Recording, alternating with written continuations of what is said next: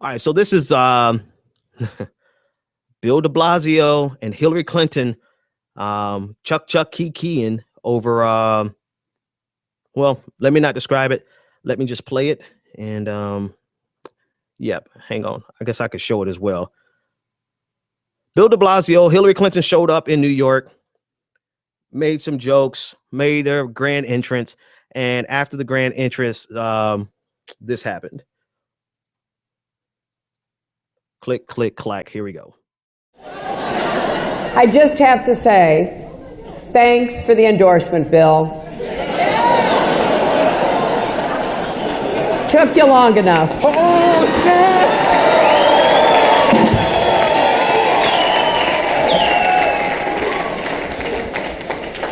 Sorry, Hillary. I was running on CP time. That's not, I don't like jokes like that, Bill. That's not funny. Cautious politician time. I've been there. Hey, Bill, do me a favor. Do me a favor, Bill, and never, ever, ever, ever fix your mouth to say some dumb shit like that ever again. That's number one. All right. Now that that's said, I want you to take a second and think what would have happened if Bernie Sanders was a part of that skit, because you realize this was a skit. One of my favorite television spokespeople, Joan Walsh. I just love her, guy, by golly.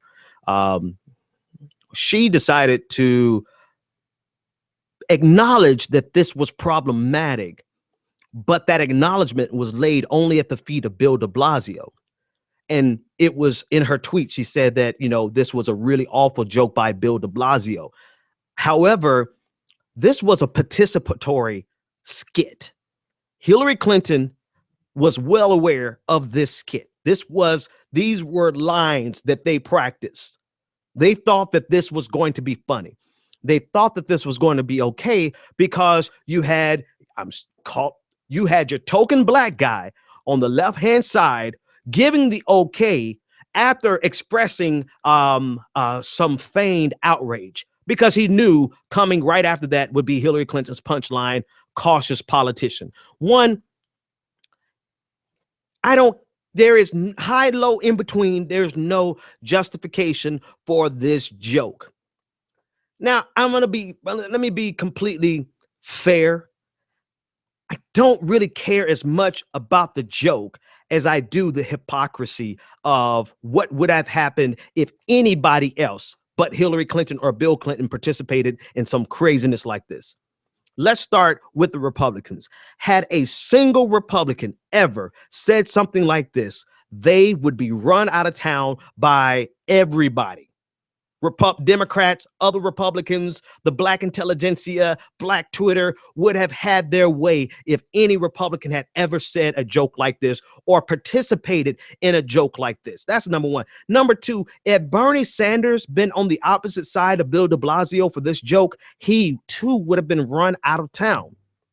No questions. No way Bernie Sanders could have survived doing not even a microaggression, but let's just, for the sake of their terminology, let's just call it a microaggression. No way in the world Bernie Sanders could have survived that, because everyone would be calling for his head. Hell, Bernie Sanders can't even say the word ghetto without thousands of pages of ink being spilt in think pieces.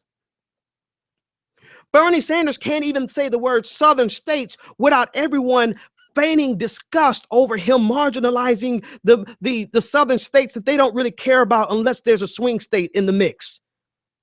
So all of this outrage, and again, the joke was lame. The joke was offensive. I don't really care about the joke as much as the hypocrisy that it represents, because I guarantee you, if we go down some Twitter timelines right now, people have 30 dozen tweets about how horrible it was for Bernie Sanders to say that Hillary Clinton's wins predominantly come in the South, and have said absolutely nothing, or if anything, one or two little pittance of tweets.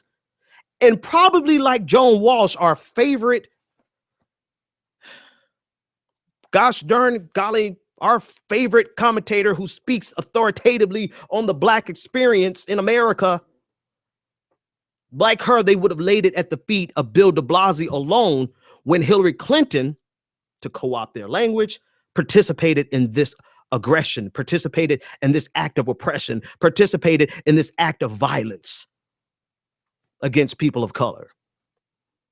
Hillary Clinton was complicit and a co-conspirator because it was a skit. It was not a save. Hillary Clinton didn't jump in there and save Bill de Blasio. She jumped in there and delivered the punchline. And somehow this is okay, so long as it comes from Hillary Clinton.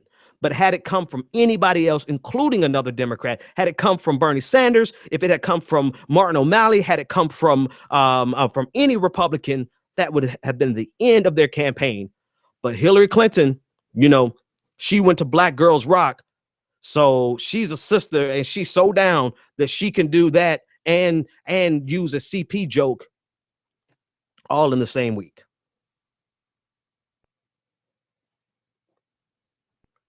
I'm not one who's easily offended. Obviously, if you guys ever see me on Twitter, you know how much of nothing ever gets under my skin. The only thing that gets under my skin is hypocrisy and the inability of people to see their own hypocrisy. I can see my hypocrisy when I come across it, right? I can see my biases every single day. I know my tilt. I know my slant. I know I'm supporting the most progressive candidate in this election. The joke didn't bother me, mainly because I have the crudest, the most disgusting sense of humor of somebody who tries to be intelligent and enlightened and try to be a good guy. I have a very horrible sense of humor. I was gonna drink a lot of alcohol and be a comedian, a political comedian, and make some really horrible jokes. But I decided let's take a different route, right? I'm glad I did too. Yes, but it's not the joke. Because my sensibilities weren't so offended as much as I am offended by the hypocrisy of people who observe this and they feign outrage on one side while simultaneously allowing these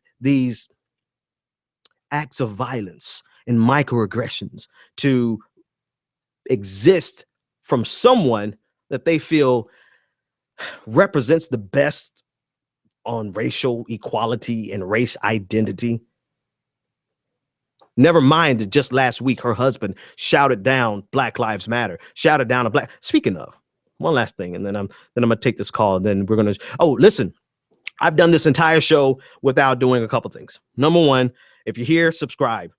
Spreaker, subscribe. YouTube, click that subscribe button down below. We want to hit 10,000 before the end of May. That's very important. I want you to like and share this video. If you really like what we're doing, I want you to go to patreon.com/the BPD show and become a patron. We have some very, very exciting things coming up. I can't even tell you them all, but let me just say there's some upgrades coming. I'm getting plugged into the matrix and I'm getting some upgrades.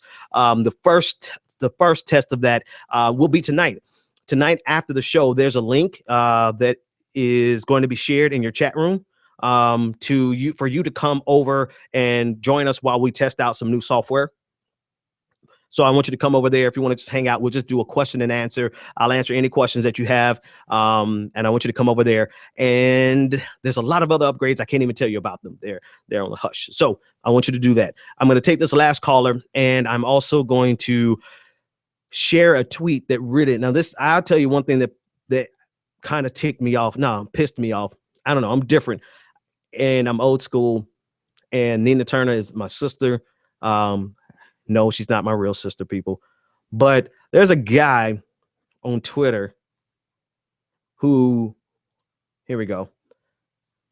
Let me share it to you.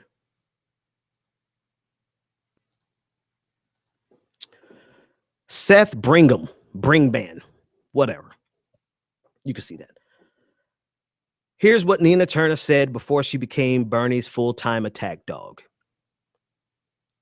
Now, and then he takes Nina Turner's tweet from back around the time of Netroots Nations last year, where she said Bernie Sanders and Martin O'Malley failed their Black Lives Matter test, which I think anyone with an objective eye would agree that he failed at Netroots Nation. I do not think he failed in Seattle. I think he failed at Netroots Nation, but he took that criticism. He took the critique. He listened to people like Nina Turner. Maybe he got a hold of one of my videos where I told him where he was wrong on that particular instance, and it made him better. that being aside, that's part two of this conversation. Part one is this is another example. Seth is another example of the leverage and the latitude that is given to Hillary Clinton's group. They think that they are experts on intersectionality when they are amongst the number one transgressors. They are committing these microaggressions. They are committing these acts of oppression. They are participating in these acts of violence against people of color, referring to friend of the show and my sister from another Mr. Nina Turner as a dog.